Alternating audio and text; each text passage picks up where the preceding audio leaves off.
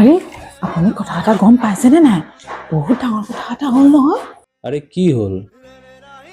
এই আমাৰ কাষৰ মানুহ ঘৰ যে আমিতো কিমান ভাল বুলি ভাবিছিলো, সিহঁতৰ ছোৱালীজনী যে ল'ৰা এটা এক লগত। মিনিট।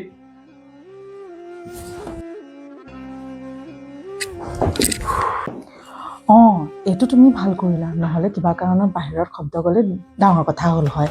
আৰু এতিয়া শুনা, এতিয়া সিহঁতৰ ছোৱালীজনী যে এক মিনিট। ক'ত দৰ্জা খিৰিকী বন্ধ কৰিবা, মই লাহে লাহে কৈ আছো শুনা। সিহঁতৰ যে ছোৱালীজনী যে আৰে কি কৰি আছানো তুমি? কি কৰি আছা তুমি?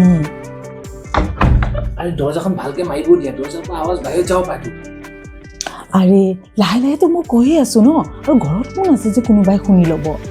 আৰে তুমি বুজি পোৱা নাই, মই ভাবিছো কি গোটেই ৰুমটোৱে মই চিল কৰি দিওঁ যাতে ভগৱানেও শুনা নাপাওক।